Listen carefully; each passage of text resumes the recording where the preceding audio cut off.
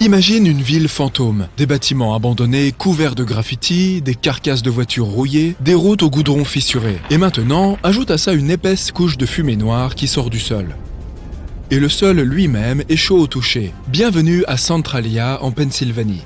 C'était un endroit animé dans les années 1800 et jusque dans les années 1960. Ces riches mines de charbon ont attiré beaucoup de gens pour y travailler et y vivre. Mais en 1962, l'une de ces mines a accidentellement pris feu et un incendie a commencé à se propager sous terre. Le charbon est un combustible à combustion lente. Donc, les citoyens ont continué à vivre paisiblement pendant presque 2 autres décennies, jusqu'à ce que l'incendie commence à ronger la ville par le dessous. L'un des pires accidents a eu lieu lorsqu'un trou béant est apparu de nulle part dans le jardin d'une maison à Centralia.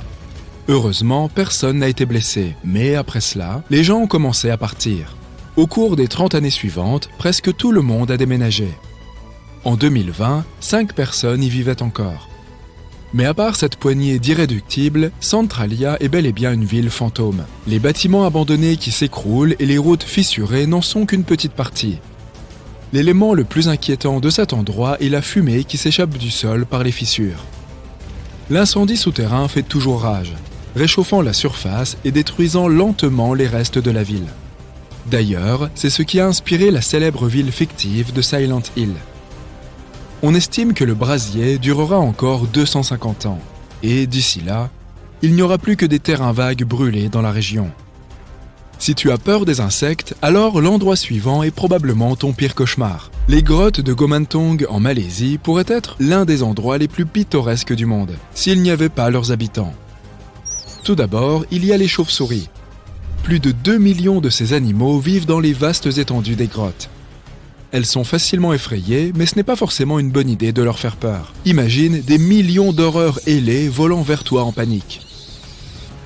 Deuxièmement, il y a des cafards. Et si le nombre de chauves-souris est plus ou moins déterminé, les cafards qui grouillent sur les sols et les murs des grottes sont impossibles à compter. Ils sont si nombreux que tu ne pourras pas faire un seul pas sans qu'une douzaine de ces bestioles ne rampent le long de tes jambes. Enfin, si tu réussis à ne pas crier à cause des cafards et à ne pas réveiller les hordes de chauves-souris, tu seras peut-être récompensé par d'autres merveilleux habitants des grottes. Il s'agit notamment de serpents, de scorpions et de mille-pattes géants venimeux. Charmant. Malgré tout, les grottes sont ouvertes au public et beaucoup de gens visitent cet endroit. Au milieu de nulle part, dans les terres désolées du désert du Karakoum en Asie centrale, il y a un grand trou dans le sol qui brûle pour toujours. On l'appelle le cratère de gaz de Darvaza, et c'est une véritable fosse, large et profonde, qui brûle depuis plus d'un demi-siècle maintenant. Les habitants l'appellent la porte des enfers, et la vue est effectivement effrayante. Il n'y a aucun moyen d'éteindre les flammes, et les scientifiques pensent que le cratère continuera à brûler pendant des siècles. La fosse est apparue en 1971 lorsqu'un groupe d'ingénieurs a fait des repérages dans la région et pensait être tombé sur un gisement de pétrole. Mais il s'est avéré qu'il s'agissait d'une poche de gaz naturelle, et lorsque la plateforme de forage a commencé à travailler sur le site, le sol s'est effondré. Les ingénieurs ont eu peur que le gaz toxique ne mette en danger les villes voisines. Alors, ils ont pensé qu'il valait mieux y mettre le feu et le laisser se consumer en quelques semaines. Mais, comme on peut le constater, le brasier est toujours aussi puissant. Le cratère est depuis devenu une attraction touristique populaire. Toutefois, il représente toujours un certain danger. Alors, des efforts sont faits pour éteindre définitivement les portes du monde souterrain. Imagine que tu vois un serpent incroyablement venimeux juste à côté de ton pied. Déjà assez terrifiant, n'est-ce pas? Maintenant, multiplie cette expérience par 2000. Et peu importe où tu essayes de courir, il y a des serpents tout autour de toi. Bienvenue sur l'île aux serpents, dont le nom ne pourrait pas mieux la décrire. L'île est située non loin de la côte du Brésil et abrite des milliers de vipères, Jararaca iloa, ou trigonocéphales insulaires. Il y a environ 11 000 ans, le niveau de la mer a augmenté et a séparé l'île du continent, et beaucoup de ces vipères se sont retrouvées piégées sur l'île. Leurs cousines du continent sont également venimeuses, mais pas autant. La variété insulaire a dû évoluer pour survivre, et elle l'a fait de façon particulière. Comme il n'y a pas beaucoup d'animaux terrestres à chasser pour les vipères, elles se sont adaptées en chassant plutôt les oiseaux. Et pour que leur venin soit efficace, il fallait qu'il soit instantané. Ces vipères dorées ont donc développé un venin qui est 5 fois plus puissant que la variété ordinaire. Cela leur a permis de prospérer et il y a maintenant 1 à 5 vipères par mètre carré sur l'île. L'île est considérée comme si dangereuse que le Brésil en a interdit tous les visiteurs, au cas où quelqu'un serait assez fou pour s'y rendre. Perdu dans les bois la nuit, tu tombes soudain sur une silhouette humaine. Soulagé, tu touches son épaule pour demander ton chemin. Mais elle est dure comme de la pierre et couverte de mousse. Puis, tu regardes le visage de la personne et ta bouche s'entr'ouvre d'horreur. Cette chose est tout sauf humaine. Un conseil judicieux serait de ne pas te promener dans le sud-est de la Finlande la nuit si tu ne veux pas vivre une expérience cauchemardesque. C'est là qu'un sculpteur finlandais renommé a créé un sinistre jardin de sculptures derrière sa propre maison. La collection principale consiste en 200 figures humaines dans diverses poses de yoga. Mais en te promenant, tu peux tomber sur des œuvres d'apparence plus sinistres. Par exemple, une figure cagoulée avec les bras tendus en avant et des trous noirs profonds à la place des yeux. Pour ajouter à cet aspect effrayant, de vraies dents humaines se trouvent dans la bouche de certaines statues. Le sculpteur est un ermite qui ne voulait pas quitter sa maison. Et quand on lui a demandé de prêter certaines de ses sculptures à des musées, il a répondu qu'il devait leur demander la permission d'abord. Il semble qu'elles aient refusé. Ces statues sinistres sont déjà assez effrayantes. Mais que dire de leurs copines, les poupées ? Si tu te trouves un jour au Japon et que tu veux avoir la chair de poule, ne manque pas de visiter Nagoro. C'est un tout petit village situé dans le sud du pays. En passant devant ses maisons et ses cours, tu verras des villageois assis sur leur porche ou s'occupant de leur jardin. Rien de spécial. Jusqu'à ce que tu réalises qu'ils ne bougent pas et qu'ils ne le feront jamais. Parce que ce sont des poupées grandeur nature. L'une des résidentes locales est retournée dans sa ville natale en 2002 et a entrepris de fabriquer des épouvantails empaillés dans les jardins et les champs. Mais cela a évolué d'une activité pratique à une sorte de travail de mémoire. Chaque fois qu'un de ses voisins quittait le village ou mourait, elle fabriquait une poupée grandeur nature à son effigie. Elle les faisait comme elle se souvenait d'eux, donc toutes ces poupées font ce que des personnes normales feraient. Elles sont assises, debout, couchées sur le sol, et il y a même des classes entières de poupées dans l'école locale. Mais le plus étrange dans cette histoire, c'est que la population humaine de Nagoro compte moins de 30 personnes, et que les épouvantails sont plus nombreux que les habitants vivants, à raison de 10 contre 1. Il y a plus de 350 poupées dans le village aujourd'hui. Du souvenir de leur créatrice, il y avait environ 300 personnes vivant à Nagoro quand elle était enfant. Et maintenant, depuis 20 ans, elle leur rend hommage à tous. Environ 3000 visiteurs viennent à Nagoro chaque année, et beaucoup d'entre eux reviennent également les années suivantes. Le village est assez difficile à atteindre, car il est situé sur l'une des îles les moins fréquentées du Japon, et la gare la plus proche est à 1 heure de route. Mais cela n'arrête pas les touristes qui veulent voir de leurs propres yeux ces épouvantails merveilleusement effrayants. La partie la plus froide de notre planète, l'Antarctique, ne cesse de nous surprendre. Jette un coup d'œil à cette chute nommée Blood Falls, les cascades de sang. De l'eau rougeâtre sort de la glace blanche. Les scientifiques ont conclu que cette couleur était liée au fer. L'eau qui provient du glacier s'oxyde et prend une teinte de rouille lorsqu'elle est exposée à l'oxygène. Et la couleur rouge apparaît. Prends pied sur le mont Gandeng. Il pond des œufs. Bon, peut-être pas de vrais œufs, mais ces pierres ressemblent assurément à des œufs de dinosaures. C'est pour cela que le mont est devenu célèbre. Ces œufs de pierre, appelons-les ainsi, se sont formés dans une partie de la montagne il y a plus de 500 millions d'années. Il est intéressant de noter que ce phénomène se répète une fois tous les 30 ans. Les œufs se déclinent dans des tailles et des couleurs différentes. Ces pierres apparaissent à la surface de la falaise. Une étude réalisée dans la région a révélé que la composition de ces pierres n'était pas pareille à celle des autres parties de la montagne. Ici, ce sont les roches calcaires qui prédominent. Elles sont davantage sujettes à l'érosion. Elles s'effritent de jour en jour. Il aura fallu 3 décennies pour que les pierres prennent cette forme d'œuf. Pourtant, le procédé par lequel ces formations rocheuses peuvent être parfaitement sphériques et lisses demeure un mystère. Selon les scientifiques, chaque œuf de pierre a un noyau de matière organique. Ils sont constitués de coquilles, de restes de plantes, de dents de poisson et de squelettes. Voilà peut-être un début d'explication. Le village de Goulou est proche des œufs de pierre. Les habitants croient que ces œufs sont sacrés. Les villageois les associent à la bonne fortune. En fait, presque chaque famille en a un dans sa maison. Malheureusement, il ne reste qu'environ 70 œufs. Alors, si tu veux les voir, il vaut mieux te dépêcher. La structure de Richat est un phénomène géologique de forme circulaire, situé dans le désert du Sahara, près de la Mauritanie. Elle est constituée de roches en plusieurs couches, et celle-ci ressemble beaucoup à des anneaux. Pas étonnant que cette structure unique ait attiré l'attention de la NASA. Vu du ciel, l'élément géologique semble être en train de tourner sur lui-même. Les scientifiques ne savent toujours pas comment ces anneaux sont apparus. Certains disent qu'il s'agit de l'impact d'un astéroïde, d'autres pensent qu'il s'agit d'un processus géologique naturel. Pour eux, la structure de Richat est un dôme rocheux érodé et surélevé. Les géologues la classent souvent comme un dôme anticlinal. Les scientifiques ont découvert que les roches du centre sont plus anciennes que les roches extérieures en forme d'anneau. Il semblerait donc que les pierres aient été érodées jusqu'à former des couches de roches plates. Quoi qu'il en soit, il n'y a pas d'explication valide à ce phénomène. Et ce mystère du Sahara, long de 45 km, n'est toujours pas résolu. Le numéro 4 est Rapa Nui, ou Isla de Pascua. Mais je te parie que tu la connais comme l'île de Pâques. Oui, elle a 3 noms. Elle a été découverte par Jacob Roggeveen, qui n'avait en réalité aucune intention de chercher cette île. Il a juste débarqué là par hasard un dimanche, et c'est de là que vient son nom. Jacob recherchait en fait la Terra Australis, et soit dit en passant, ce n'est pas l'Australie.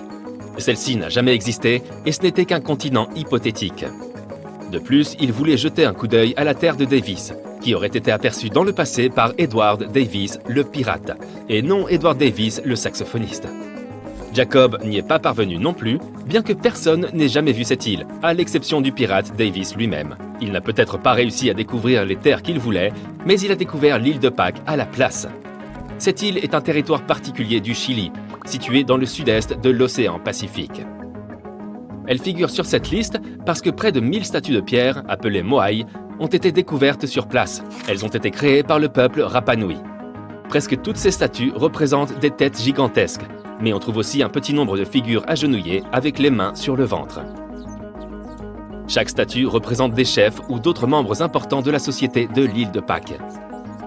Pour sculpter ces statues, les habitants ont utilisé des pierres volcaniques qui avaient été ramollies. Le prochain arrêt est la porte de l'enfer.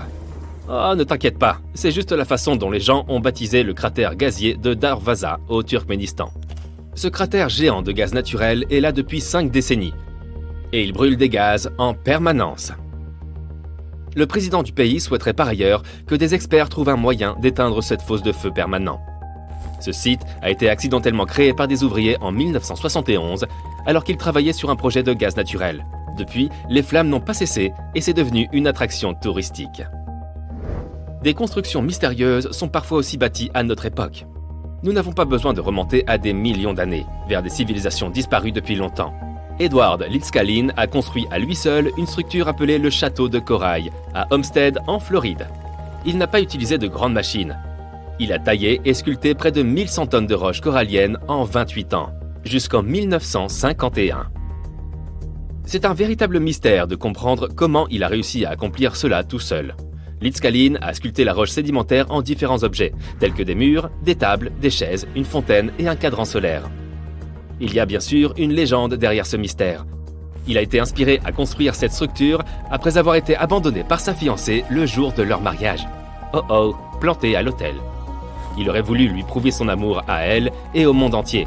Il lui fallait donc produire quelque chose d'extraordinaire. Eh bien, il a clairement réussi. Parlons un peu du mystère des cercles de fées en Namibie. Il existe des millions de taches circulaires sur des centaines de kilomètres, dont le diamètre varie de 3 à 20 mètres. On les appelle les cercles de fées parce qu'ils ont l'air d'avoir été créés par des fées ou par une créature d'un autre monde. Il s'agit essentiellement de terre de forme ovale entourée d'herbes.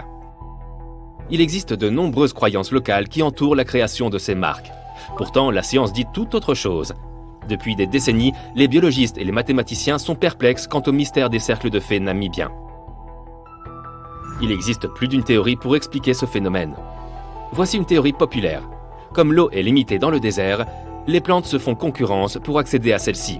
Certaines plantes s'étendent et prospèrent dans une parcelle. Mais les plantes plus petites, situées à proximité, ne peuvent pas obtenir l'eau nécessaire pour survivre. Au final, une partie de la végétation disparaît. Et les autres restent en bordure de la parcelle. C'est pourquoi elles forment des écarts si réguliers. Et si je te disais qu'il existe une colline dans la ville de Leh, en Inde, où au lieu de rouler vers le bas, les choses montent? Il s'agit d'une illusion d'optique. La route semble gravir une colline à cause des paysages alentours. Pourtant, la route descend en réalité. Ce genre de phénomènes sont appelés côtes ou collines magnétiques. Les explications scientifiques varient. La théorie la plus courante affirme que la colline possède une force magnétique si forte qu'elle peut attirer les voitures qui se trouvent dans les environs. Que dirais-tu de voir des rochers enflammés? Yanartas s'étend sur une superficie de plus de 3 km². L'endroit est situé sur une montagne rocheuse dans le sud-ouest de la Turquie, près de la ville de Sirali. Yanartas doit son nom à son apparence. Il signifie littéralement « pierre flamboyante ». Les roches brûlent depuis au moins 2500 ans. Et elles continueront probablement à brûler pendant les prochaines décennies. La montagne où se trouvent les roches est un volcan inactif. Elle est donc parsemée de minuscules fumerolles qui libèrent des gaz comme le méthane. Ce gaz s'enflamme lorsqu'il entre en contact avec l'oxygène et crée cet effet flamboyant. Ah, et d'ailleurs, à l'époque, les marins utilisaient ces flammes comme un phare naturel, car elles sont très proches de la côte. Aujourd'hui, il s'agit plutôt d'une attraction touristique. Les randonneurs l'adorent aussi. Maintenant, marche sur le lac Abraham gelé, au Canada. En hiver, l'eau gelée se remplit de bulles de glace. Cela semble magique, mais ces orbes blancs ne sont pas si sûrs. Ils sont composés de gaz méthane inflammable. La beauté peut être trompeuse. L'image suivante provient de Racetrack Playa, dans la vallée de la mort, aux États-Unis. Il s'y trouve un lac asséché où les rochers se meuvent. Ces roches étranges semblent avoir été poussées ou traînées par quelqu'un ou quelque chose. Elles laissent à la fois une trace et un mystère derrière elles. Mais on comprend aujourd'hui la force qui se cache derrière tout ça. Surprise, c'est le vent.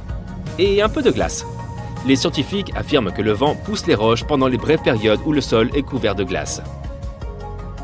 Je ne peux m'empêcher de remarquer que beaucoup de choses mystérieuses sur la Terre impliquent des pierres et des rochers. Ou du méthane.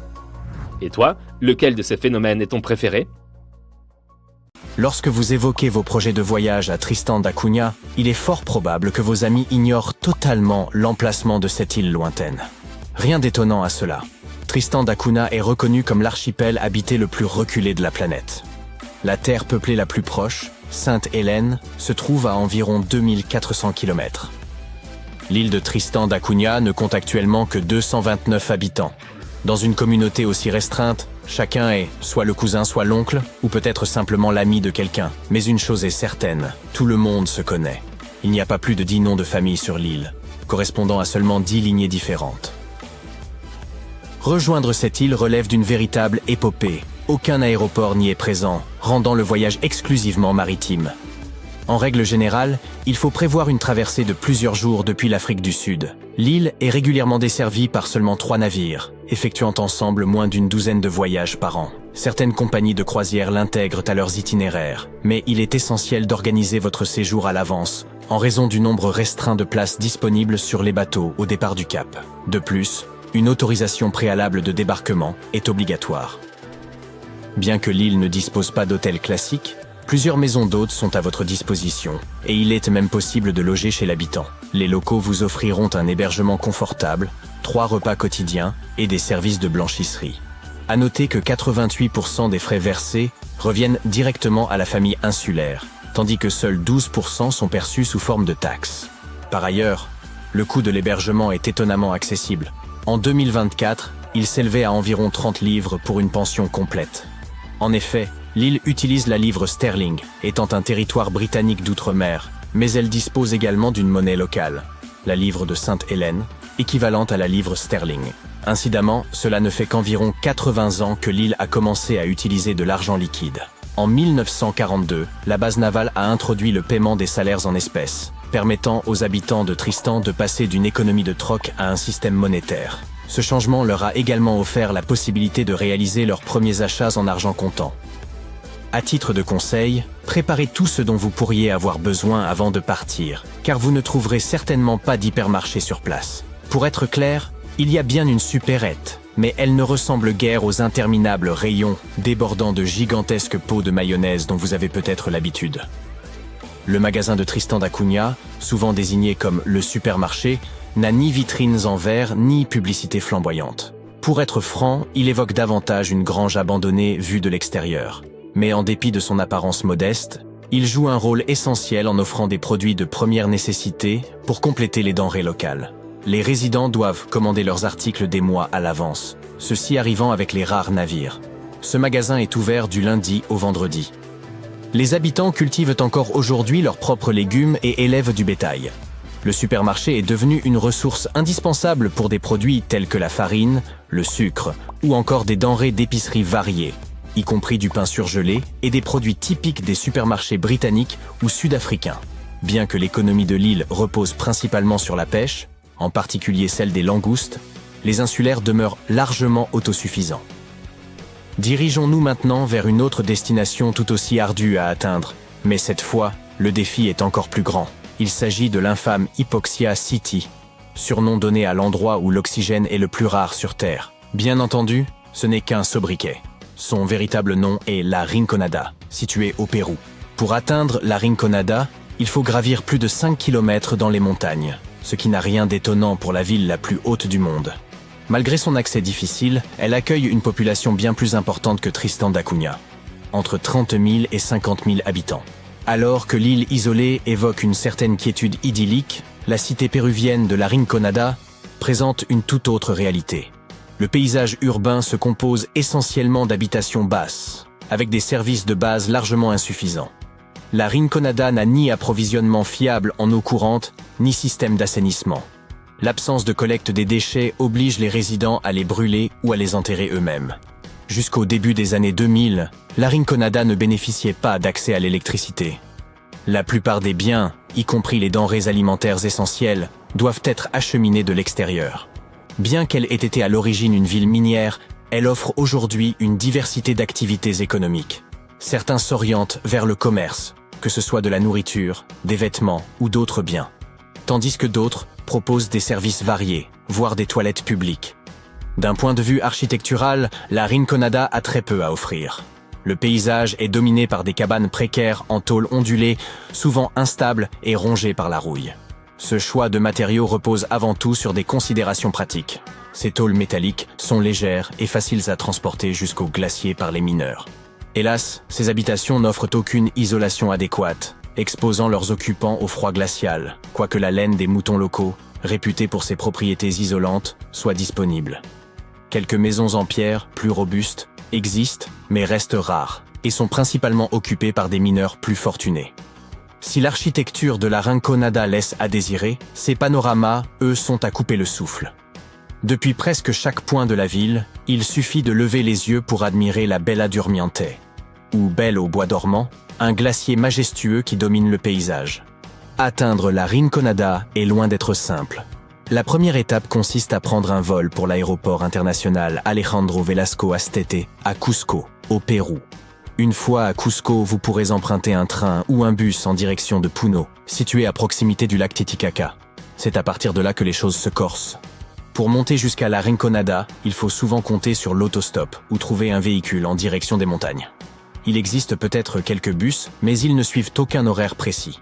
Si vous êtes aventureux, vous pouvez louer une voiture. Mais attention, les routes sont souvent accidentées et difficiles à parcourir. Un peu de prudence est donc indispensable pour cette expédition.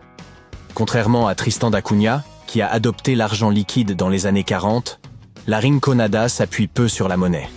Son économie repose presque exclusivement sur les mines d'or, qui sont non surveillées, non réglementées et souvent très dangereuses. Les mineurs travaillent selon un système de cacoreo. Pendant 30 jours, ils extraient le minerai sans être payés. Puis, le 31e jour, ils peuvent emporter tout le minerai qu'ils peuvent charrier en guise d'unique rémunération. La Rinconada ne dispose pas de banque, mais plusieurs agences de transfert d'argent permettent aux mineurs d'envoyer de l'argent à leur famille. Cependant, les montants varient énormément, car le cacoreo n'est pas un salaire fixe. C'est une question de chance, la Suerte. Notre prochaine destination est le Svalbard, une terre qui pourrait paraître inhospitalière en raison de son climat rigoureux. Pourtant, ses habitants accueillent tout le monde avec chaleur et sans formalité. Aucun visa n'est nécessaire pour visiter ou même travailler sur place. Situé aux confins du monde, Svalbard séduit par son charme unique et solitaire. La capitale, Longyearbyen, héberge une communauté remarquablement variée, avec plus de 50 nationalités représentées parmi ses 2400 habitants. Et il n'est pas rare de croiser un ours polaire qui s'aventure parfois en ville. Les espaces de vie sont réduits, il n'y a qu'un seul supermarché, et les rues, numérotées plutôt que nommées, contribuent au charme singulier de la ville. Longyearbyen dispose également d'un centre universitaire accueillant environ 300 étudiants. Fait surprenant, tous doivent apprendre à manier des armes à feu, une mesure de sécurité indispensable dans la nature sauvage environnante. Fondée initialement comme ville minière, à l'instar de la Rinconada, Longyearbyen s'est désormais tournée majoritairement vers le tourisme. Pourtant, une coutume originale de l'époque minière persiste. Visiteurs et habitants retirent leurs chaussures en entrant dans les hôtels et les restaurants, une habitude destinée à préserver les lieux de la poussière de charbon. Notre dernière destination aujourd'hui est l'île Palmerston, un atoll corallien reculé des îles Cook, situé à environ 470 km au nord-ouest de Rarotonga. Le célèbre explorateur James Cook y a accosté le 16 juin 1774. À une époque où l'île était inhabitée, bien que des tombes anciennes y aient été découvertes. Aujourd'hui, l'île compte une petite communauté de seulement 25 habitants, descendants pour la plupart de William Masters, un marin anglais du 19e siècle. Arrivé en 1863 avec 2 épouses polynésiennes, il en a ensuite pris une 3e et a eu 23 enfants. La pêche constitue le pilier de l'économie locale, évoquant un mode de vie de subsistance en raison de l'isolement de l'île. Malgré cela, les habitants disposent de commodités modernes et de services de communication. Et, bien que l'île ne possède pas d'aéroport, des cargos y font escale à intervalles réguliers. L'Antarctique était autrefois une terre verdoyante peuplée de dinosaures. Mais c'est maintenant un continent gelé plus grand que les États-Unis et qui n'appartient à personne. Il n'est pas difficile à trouver. En vous dirigeant vers le sud, vous finirez forcément à un moment par tomber sur un gros bloc de glace au pôle sud de la planète. Il se situe à l'intérieur du cercle antarctique et forme la plus grande masse de glace sur Terre. Le continent est plus grand que les États-Unis et même plus grand que l'Europe entière. Et pourtant, l'Antarctique n'a été officiellement découvert que récemment. Les scientifiques ignoraient son existence jusqu'en 1820. Après sa découverte, il a fallu encore 2 décennies pour confirmer qu'il s'agissait d'un tout nouveau continent. Et quelques décennies de plus après ça, pour lui trouver un nom. Dans Antarctique, anti signifie contraire. Du coup, Antarctique signifie le contraire de l'Arctique. Mais avant que nos scientifiques ne découvrent cette terre, les Grecs de l'Antiquité avaient théorisé qu'il devait y avoir un continent méridional pour équilibrer l'Arctique, situé au nord. De plus, certains scientifiques qui ont étudié l'art et l'histoire orale de Polynésie pensent que ses habitants ont découvert le continent plus d'1 millénaire avant les Européens. Quoi qu'il en soit, aujourd'hui nous connaissons bien cette terre glacée du pôle sud. En raison de sa situation, il n'y a que 2 saisons là-bas, l'été et l'hiver, et elles durent 6 mois. En été, il fait un peu plus chaud, et le continent est baigné de lumière. En hiver, il fait sombre toute la journée. 98% de l'Antarctique est constitué de glace. Ce continent concentre à lui seul 60% de toute l'eau douce de la planète. Et pourtant, malgré ça, l'Antarctique est le plus grand désert du monde. Par définition, un désert est une zone où la végétation est rare et où il y a peu de neige ou de pluie. Notez que l'abondance de sable n'est pas une condition nécessaire, même si le continent possède du sable et même des dunes. L'Antarctique est le continent le plus venteux de la planète. La vitesse du vent peut atteindre 322 km/h. C'est plus rapide qu'un ouragan. Le peu de neige qui tombe sur ces terres ne fond jamais. Elle s'accumule pendant des siècles et des millénaires. La couche de glace est donc très épaisse. L'Antarctique regorge de secrets. Tout un monde se cache sous cette glace. Par exemple, un grand nombre de montagnes du continent dépassent les 2500 mètres. C'est plus haut que 3 Burj Khalifa empilés les uns sur les autres. Actuellement, c'est le gratte-ciel le plus haut du monde. Mais si nous ne voyons pas toutes ces montagnes, c'est parce qu'elles sont cachées sous une couche de glace de près de 5000 mètres d'épaisseur. Il y a aussi un lac là-dessous, à 3350 mètres de profondeur. C'est le lac Vostok, du nom de la station de recherche Vostok sous laquelle il est situé. À l'origine, il ne s'agissait que d'une hypothèse. Il y a plus d'un siècle, un scientifique a suggéré que l'énorme pression créée par les tonnes de glace pouvait diminuer le point de fusion de la glace dans les couches les plus basses de la calotte, et ainsi créer de l'eau liquide et former un lac. Il n'a pas pu prouver lui-même sa théorie, mais des scientifiques ont plus tard repris ses travaux et ont confirmé que tout ça tenait la route. Il existe également un canyon en Antarctique, caché sous d'énormes masses de neige.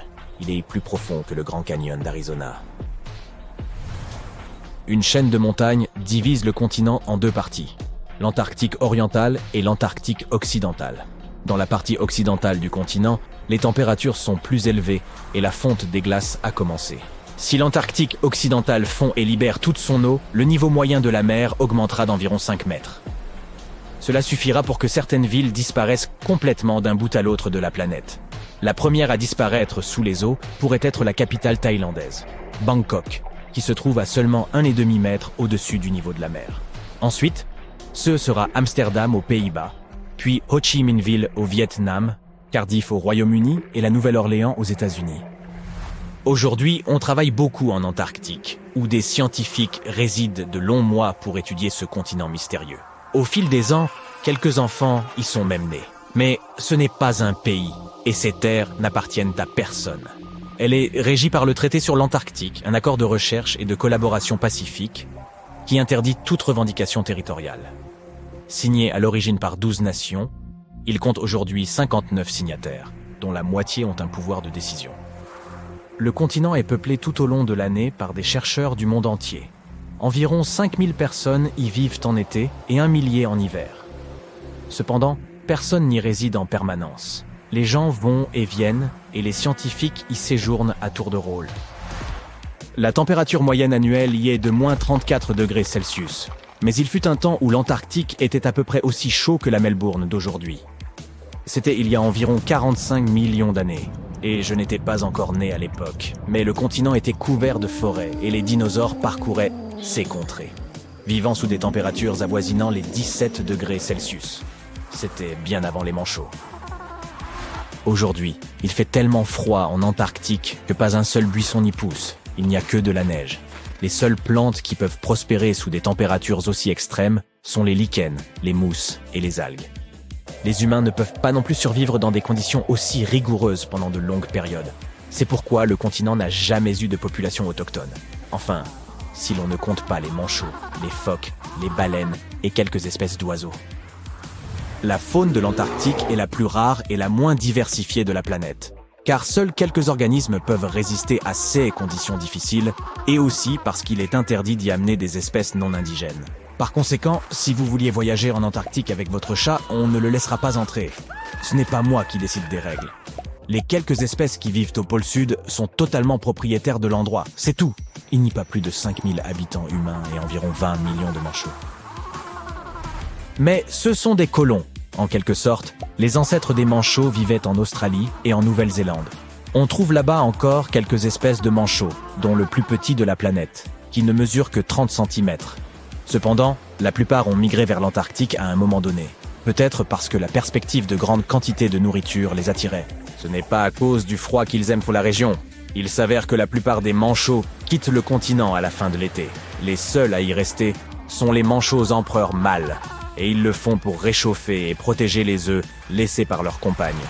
Mais où vont tous les autres ? Au début, c'était un grand mystère, même pour les scientifiques. Mais en attachant de minuscules dispositifs de localisation aux pattes de quelques-uns de ces animaux, ils ont trouvé la réponse. Les manchots partent vivre dans les océans du Sud lorsqu'il fait trop froid en Antarctique. 6 mois durant, aucun d'entre eux ne revient sur la terre ferme, puis ils regagnent le continent.